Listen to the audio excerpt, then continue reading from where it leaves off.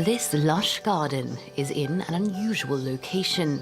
The cassava plants, vegetables and fruit trees are all growing in the desert.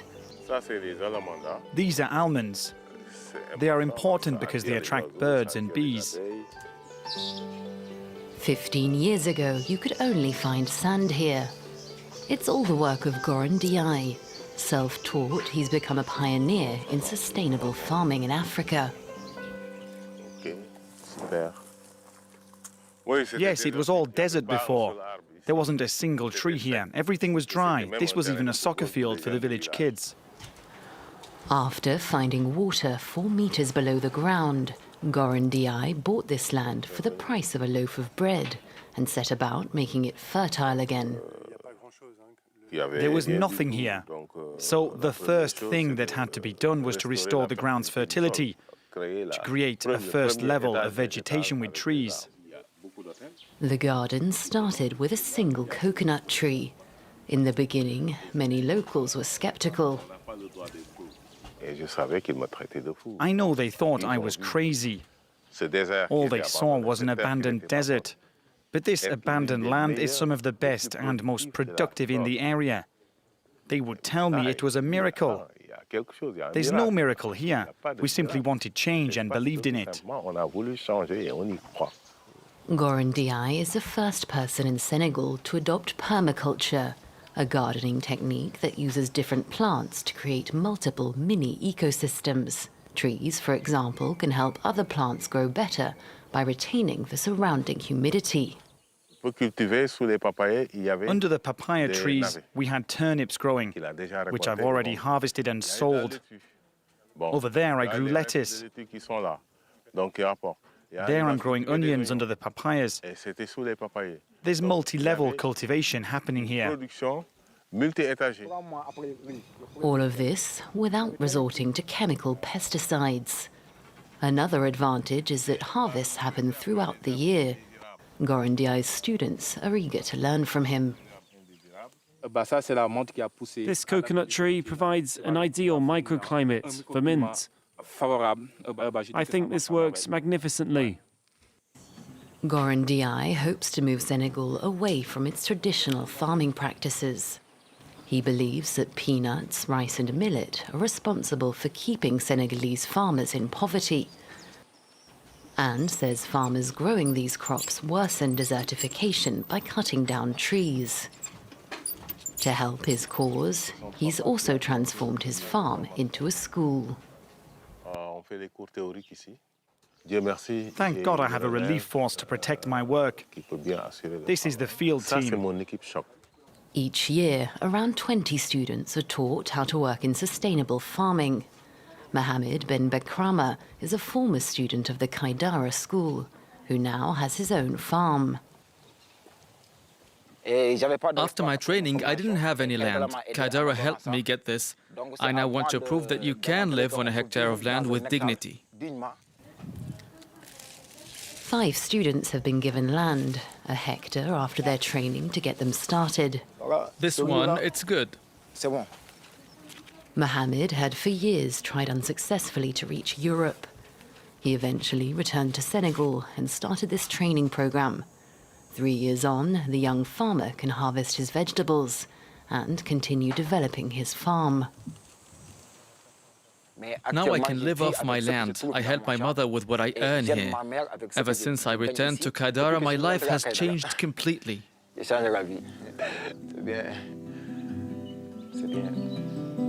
Around 40 of Goran's former students have moved to different regions in the country. Proof that another way of farming in Senegal that respects the environment is possible. Hi guys, welcome back to HAG Studios. If you're new to our channel, a special welcome to you. I know we have been featuring a lot of big, beautiful gardens, but today we're going to feature some small gardens that are brimming over with beautiful ideas. I know you're going to like these gardens, so come tour with us.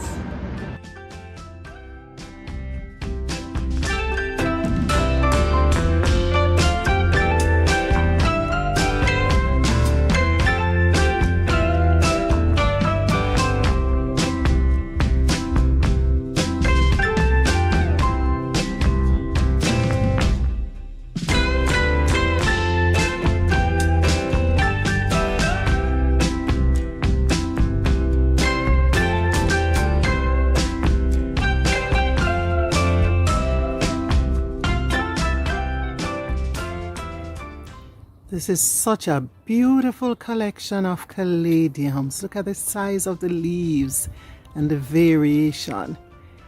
And then on the sides, there are crotons. Beautiful composition.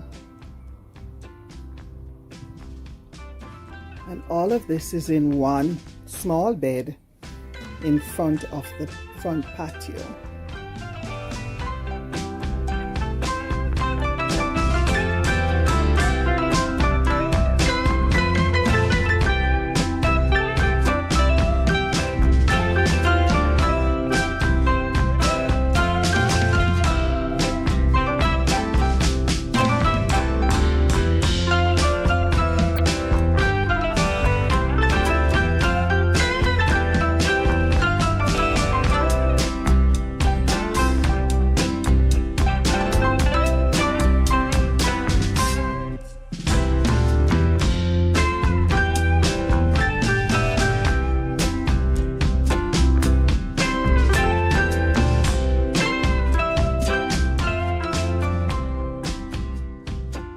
Here's a beautiful bed, a mixed bed.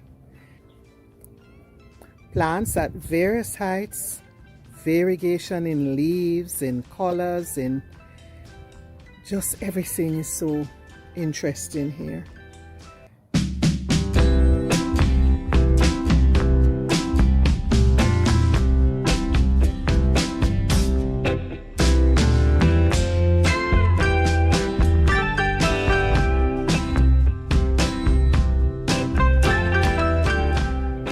Round stepping stones add style and lead to another section of the garden.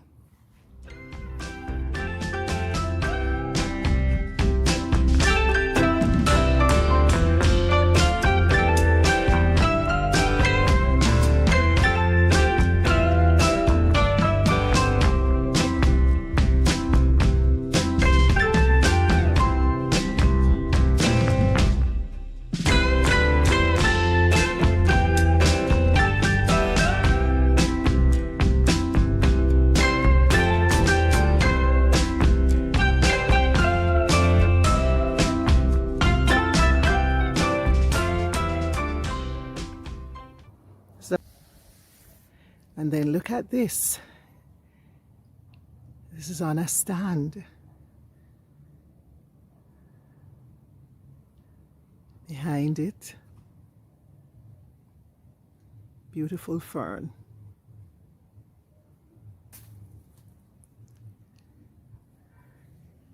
And then look at this cat. And inside is a small succulent garden. So nice.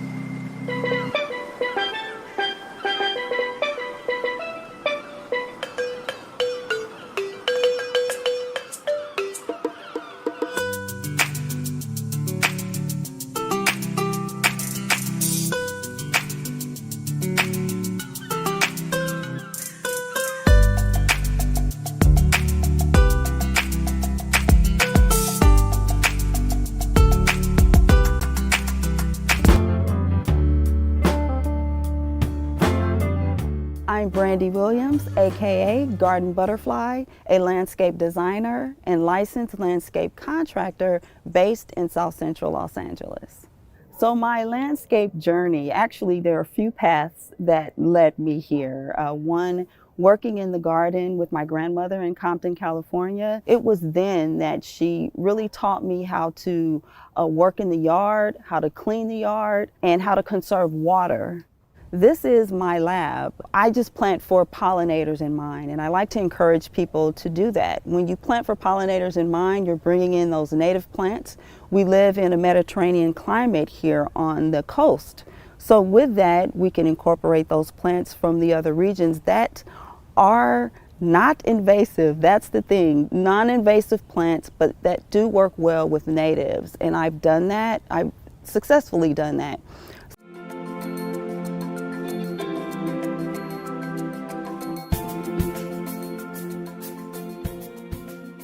The garden is wonderful in that it is a celebration of all African American ancestors, and beyond that, everybody who's ever planted a seed. This is an important space for all people, really, to come and celebrate. This special place ties together plants, history, and culture. Some people will take away, I never thought of that as being an African American plant. These are the plants that are responsible for our nourishment, which is responsible for our survival. Some people may just come away with gorgeous poetry. Everybody's going to come away with something different, and that's marvelous. This is a transformation. This is the beginning of something wonderful.